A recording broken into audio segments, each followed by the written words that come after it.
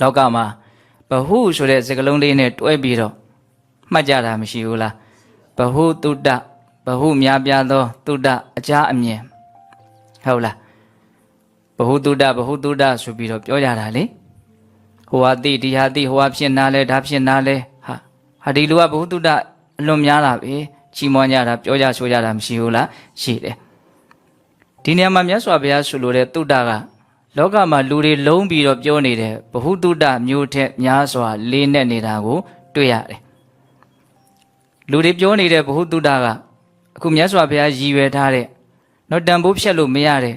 အဖိုးထိုက်တန်တဲ့စစ်မှန်တဲ့ချမ်းသာကိုပေးစီတတ်တဲ့တုတ္တနဲ့တမျိုးတစ်ပါးသာကွဲပြားနေတယ်ဆိုတာကိုမြင်ရမယ်နော်ဘာဖြစ်လို့တော့ဒီစကားလေးကိုဘုံဘုံတို့တုတ္တနဲ့လူလောကမှာသုံးနေတဲ့ဘဟုတုတ္တကိုခွဲခြားပြီးတော့ဘာဖြစ်လို့ပြောရတာတော့နော်ဘဟုတုတ္တဆိုလို့ရှိရင်အကုန်လုံးကိုလုံးပြီးတော့တန်ဖိုးရှိတယ်လို့လွယ်မှားစွာထင်မှာဆိုလို့ဘဟုတုတ္တတိုင်းတန်ဖိုးရှိတာမဟုတ်ဘူးတန်ဖိုးရှိတဲ့ဘဟုတုတ္တမှာပဲတန်ဖိုးရှိမယ်နော်တချို့သိစရာမြင်စရာတွေဟုတ်လားတချို့အကြားအမြင်တွေကတချို့သိစရာတွေကနော်မသိတာကမှတောင်ကောင်းသေးတဲ့နော်နှိမ့်ကြတဲ့သိစရာတွေလူကိုပူလောင်စေတဲ့ပင်ပန်းစေတဲ့ဆင်းရဲစေတဲ့သိစရာတွေအများကြီးရှိတာပဲလေဟုတ်လားဒါကြောင့်ဘဟုတုတ္တတိုင်းတန်ဖိုးရှိတာမဟုတ်တန်ဖိုးမရှိုံမြတ်မကဘူးတချို့ဘဟုတုတ္တတွေကအန္တရာယ်တောင်ရှိတယ်ဘာလို့ဒီစကားကိုဘုံဘုံတို့ပြောရတယ်လေနော်ဒီခေတ်မှာကိုယ့်ရဲ့ခေါင်းထဲကိုအဲ့ဒီဘဟုတုတ္တဆိုပြီးတော့နော်ဝင်လာစရာအကြောင်းအရာတွေကလွယ်ကူဝင်လာစရာအနေအထားတွေရှိမနေဘူးလားရှိနော်ဒီလက်ဝါးလောက်ရှိတဲ့မှန်မြင်လေးတွေကနေပြီးတော့အမျိုးစုံနော်အယုတ်နဲ့အတန်ကိုအစွဲပြုတ်ပြီးတော့ခေါင်းထဲကိုဝင်နေတာမျက်စိကနေဝင်နေနားကနေဝင်နေဘာဝင်တာတော့ရုပ်တန်ပေါ့နော်စာလုံးလေးအနေနဲ့ဝင်တာရှိတယ်အတန်နဲ့ဝင်တာရှိတယ်အယောင်လေးအနေနဲ့ဝင်လာတာရှိတယ်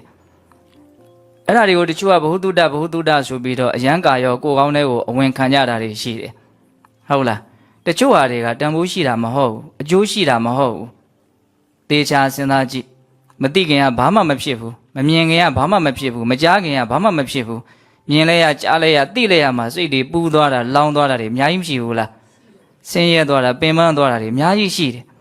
ဆက်ပြီးတော့စိတ်ကူးအမျိုးမျိုးတွေပေါက်ပြီးတော့အမှားတွေကိုဆက်ပြီးတော့လုံမိသွားတာတွေလည်းအများကြီးရှိတယ်ဒါကြောင့်တချို့သတင်းတွေတချို့သိစရာတွေကသိဖို့မလိုအပ်ပါဘူးလို့မှန်မှန်ကန်ကန်နားလည်ဖို့လိုတယ်